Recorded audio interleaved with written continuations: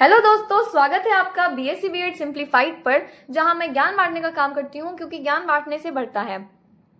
इस वीडियो के अंदर हम डिस्कस करने वाले हैं बीएससी बीएड सेकेंड ईयर के मैथ्स के सिलेबस एंड पेपर पैटर्न पर। अब सबसे पहली बात मैं आप लोगों को ये बता दूं कि जितनी भी वीडियोस इस चैनल पे आएंगी वो सभी एमजीएसयू यूनिवर्सिटी के सिलेबस और पेपर पैटर्न पे बेस होंगी। तो चलिए शुरू करते हैं। सबसे पहले ये जान लीजिए कि जितने भी सब्जेक्ट्स आपके हैं, मैथ्स है, फिजिक्स है, केमिस्ट्री है, इन सब के अंदर सेकेंड ईयर के अंदर आपके तीन तीन पेपर ही होंगे। फर्स्ट ईयर के अंदर आपने नोटिस किया होगा हर सब्जेक्ट के आपके दो दो पेपर हुए थे। अब इस बार सेकेंड ईयर के अंदर आपके हर सब्जेक्ट के तीन तीन पेपर होंगे। तीनों पेपर के मार्किंग स्कीम केमिस्ट्री और फिजिक्स की तो सेम है, लेकिन मैथ्स के अंदर थोड़ी सी डिफरेंट है। चलिए सबसे पहले अपन मार्किंग स्कीम से ही डिस्कशन स्टार्ट करते हैं। कितने मार्क्स आपको पास होने के लिए चाहिए, टोटल कितने मार्क्स मैथ्स के अंदर होते हैं, सब इसके अंदर अपन डिस्कस करेंगे। सबसे पहले अपन डिस्कस करते हैं पेपर 1 पे। इसके अंदर जो एक्सटर्नल जो आपको पेपर देना है, जो थ्योरी का होगा, उसके अंदर आपको 60 मार्क्स मिलेंगे एंड इंटरनल्स के आपके 13 नंबर होंगे। पेपर 2 के अंदर आपको एक्सटर्नल के 50 नंबर मिलेंगे एंड इंटरनल के 13 नंबर मिलेंगे। सिमिलरली पेपर 3 के अंदर तो आपको एक्सटर्नल में तो 50 नंबर ही मिलेंगे, जैसे आपको पेपर 2 में मिल रहे थे, लेकिन पेपर 3 के इंटरनल के नंबर आपको 14 मिलेंगे। तो अगर आप देखो तो टोटल जो एक्सटर्नल के नंबर होंगे वो होंगे 160 और टोटल जो इंटरनल के नंबर होंगे वो होंगे 40। तो आपको पता है क्या करना है, आपको इन दोनों को मिला के, यानी कि 200 में से इन दोनों को मिला के पास होने के लिए सिर्फ 72 नंबर्स चाहिए। सिर्फ और सिर्फ 72 नंबर्स आपको पास होने के लिए चाहिए है।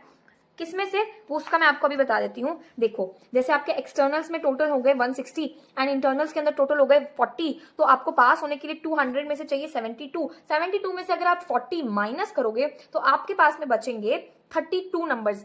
सिर्फ 32 नंबर्स अगर आप एक्सटर्नल में ले आते हो ना, तीनों पेपर को मिला के अगर आप 32 नंबर ले आते हो, चलो 35 मान लो, 35 नंबर अगर आप ले आते हो तो आप इजीली मैथ्स के अंदर पास हो जाओगे। यानी आपको 160 में से, इन तीनों को मिला के 160 में से 35 नंबर लाने हैं। यानी कि इसके अंदर 15 नंबर ले आओ, इसके अंदर 10 ले आओ, इसके अंदर 10 ले आओ, इजीली आप पास हो जाओगे मैथ में। लेकिन मैं आपको मेरे चैनल के ऊपर एक पूरी इंपॉर्टेंट लिस्ट दूंगी। नेक्स्ट वीडियो के अंदर हम पासिंग गाइड के ऊपर ही बात करेंगे, जिसके अंदर हम ये डिस्कस करेंगे कि किस तरीके से हम मैथ्स के अंदर बहुत अच्छा स्कोर कर सकते हैं, पासिंग मार्क्स से काफी हद तक अपने ज्यादा नंबर भी अपन लेकर आ सकते हैं।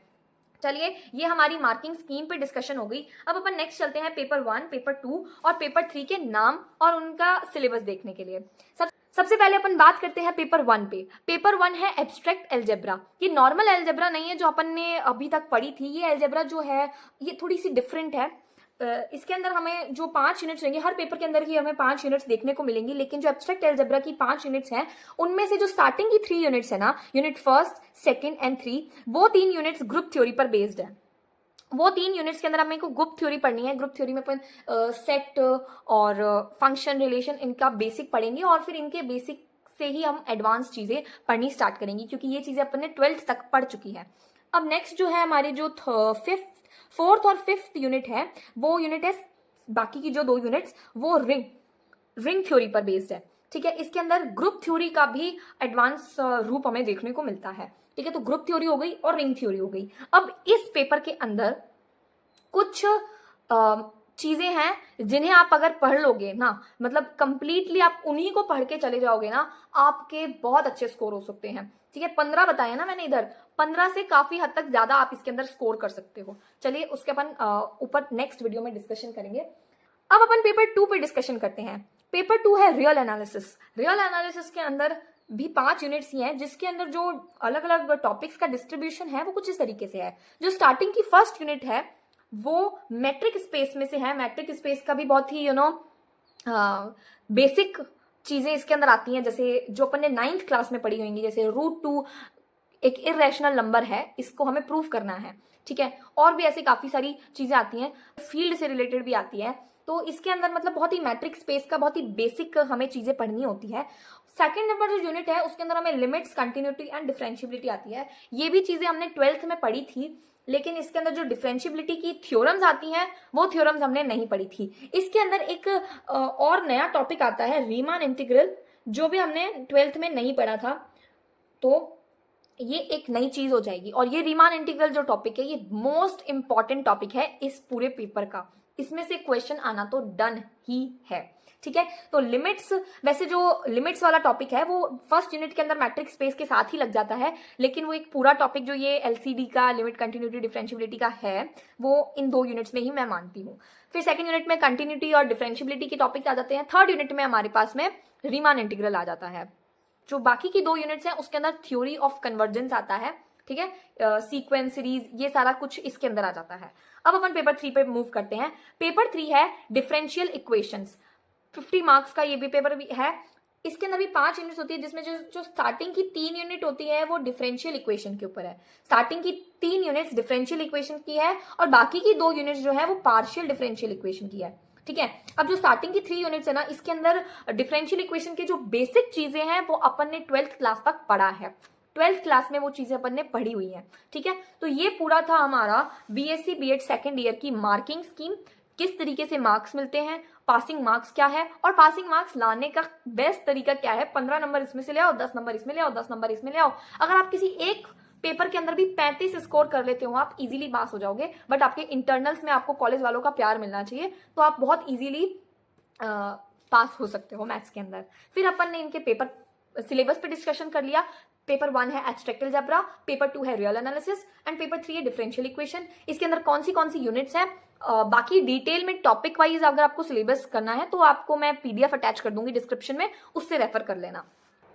अब अपन बढ़ते हैं पेपर पैटर्न पर, क्योंकि हमें पता है कि जो एब्स्ट्रैक्ट अलजेब्रा है वो 60 मार्क्स का है और बाकी के जो 2 पेपर है रियल एनालिसिस और डिफरेंशियल इक्वेशन वो 50 मार्क्स के हैं। इसीलिए ये चीज हमारे लिए थोड़ा सा डिफरेंट है कि इसका पेपर पैटर्न और इसका पेपर पैटर्न थोड़ा सा डिफरेंट होएगा। मतलब वही चीज चलेगी section A, section B, section C, जो आपके फर्स्ट ईयर में भी चली थी, लेकिन इसके अंदर थोड़ी सी मार्किंग का डिफरेंस होएगा एंड इसके अंदर भी थोड़ी सी मार्किंग का डिफरेंस होएगा।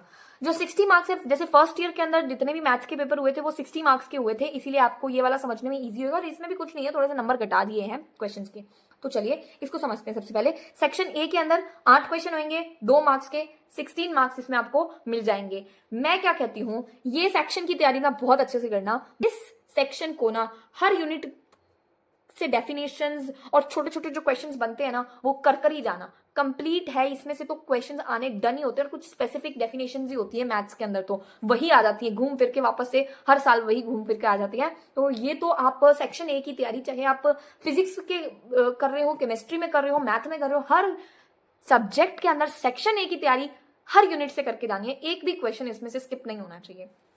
फिर आते हैं सेक्शन बी पे। इसके अंदर हमें और में क्वेश्चन मिलते हैं, लाइक एक क्वेश्चन नंबर 2 है तो वो इसके और में ऐसे आता है। तो हर यूनिट में से आते हैं 2 क्वेश्चन, जिसके आपको बीच में ऑप्शन मिलता है, उसमें से आप 2 में से कोई भी क्वेश्चन कर सकते हो। तो टोटल 10 क्वेश्चन आते हैं इस तरीके से चॉइस के साथ में, पर आपको 5 क्वेश्चन करने होते हैं और हर 5 एक क्वेश्चन को 4 नंबर अलॉट होता है, इसीलिए आपको टोटल 5 के 20 नंबर अलॉट होते हैं, ठीक है। फिर सेक्शन सी की बात करते हैं। सेक्शन सी में आपको 5 क्वेश्चन मिलते हैं, हर यूनिट से एक क्वेश्चन डेफिनेटली आया हुआ होता है, इसीलिए आपको कोई ना कोई 3 यूनिट की तैयारी एकदम सॉलिड तैयारी करके जानी है, ताकि आप सेक्शन सी अच्छे से अटेम्प्ट कर सको। तो सेक्शन सी में 5 क्वेश्चन आएंगे, उसमें से आपको 3 क्वेश्चन अटेम्प्ट करने होते हैं। किसी भी 3 यूनिट के एक क्वेश्चन को आप अटेम्प्ट कर सकते हो, तो आपको एक क्वेश्चन के 8 नंबर मिलेंगे, तो 3 क्वेश्चन के आपको 24 नंबर मिलेंगे। इस तरीके से पेपर 1 पे डिस्ट्रीब्यूशन है। अब अपन चलते हैं पेपर 2 पे। पेपर 2 एंड 3 दोनों ही सेम ही नंबर के हैं, 50 मार्क्स के हैं, तो दोनों के मार्किंग स्कीम सेम रहेगी। 8 क्वेश्चन है, जिस तरीके से उसमें 2 नंबर मिल रहे थे, इसमें 1.5 नंबर मिलेंगे आपको, तो ये जो सेक्शन है आपका 12 नंबर का होएगा। फिर से कह रही हूँ, सेक्शन ए हर सब्जेक्ट का, हर यूनिट का पढ़ के जाना है, ताकि आप इसमें अच्छे से अच्छा स्कोर कर सको, ठीक है, क्योंकि ये सबसे इजी भी होता है और सबसे स्कोरिंग भी होता है, ठीक है। अब अपन डिस्कस करते हैं सेक्शन बी पे। सेक्शन बी जो है वो 5 क्वेश्चन, वही सेम चीज है, और में आपको मिलेगा और 5 क्वेश्चन अटेम्प्ट करने हैं, 4 नंबर के, 20 नंबर का ये सेक्शन रहेगा। सेक्शन सी के अंदर आपको फिर से सेम है, 3 क्वेश्चन करने हैं, लेकिन उस समय 8 नंबर के कर रहे थे आप, इसके अंदर आप 6 नंबर के करोगे तो आप 18 मार्क्स स्कोर कर पाओगे, ठीक है। अब एक चीज मैं सिंप्लीफाई कर दूं, पास होने के लिए मैंने आपको बताया था कि पेपर फर्स्ट के अंदर आप 15 नंबर ले आओ, पेपर सेकंड के अंदर आप 10 नंबर ले आओ, पेपर थर्ड के अंदर आप 10 नंबर ले आओ। तो अगर आप चाहते हो कि बड़े बड़े क्वेश्चन आपको ना करने पड़े, मतलब बहुत बड़े बड़े क्वेश्चन आपको अटेम्प्ट नहीं करना है, आप उसकी तैयारी ही नहीं करके जा रहे हो, तो सेक्शन ए तैयार करके चले जाओ प्लीज। मैं हाथ जोड़ रही हूँ, इससे आप पास हो जाओगे यार, क्योंकि सेक्शन ए में आपको इसके अंदर पेपर 1 के अंदर 16 नंबर मिलेंगे, तो मैं तो 15 कह रही हूँ, आपको 16 मिलेंगे।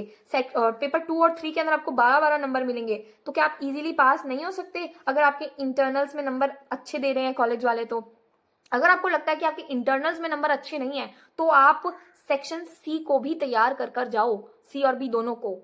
बट अगर आपको लग रहा है कि आपको सिर्फ पास होना है और आपके इंटरनल्स में नंबर भी अच्छे हैं, तो आप क्या सेक्शन ए की तैयारी करके पास नहीं हो सकते? कितना तो सिंपल है यार। तो ये बहुत ही इजी तरीका था पास का। बाकी अगर आपको पासिंग से भी थोड़े अच्छे नंबर लेकर आने हैं, मतलब आपको लगता है कि हाँ थोड़े से और अच्छे नंबर मेरे आ सकते हैं पासिंग से, तो काफी ज्यादा आ सकते हैं, या फिर आपको ये लगता है कि नहीं आप सेक्शन ए की तैयारी करके भी पास नहीं हो सकते हो क्योंकि आपके इंटरनल्स में कॉलेज वालों ने नंबर अच्छे नहीं दिए हैं, तो आप मेरी नेक्स्ट वीडियो देखना, जिसके अंदर मैं डिस्कस करने वाली हूँ जो भी टॉपिक्स इंपॉर्टेंट है जिनको पढ़कर आप बहुत अच्छा स्कोर कर सकते हैं, और सेक्शन ए के भी टॉपिक्स मैं डिस्कस करूंगी। तो फिर मिलते हैं नेक्स्ट वीडियो में। Till then bye bye.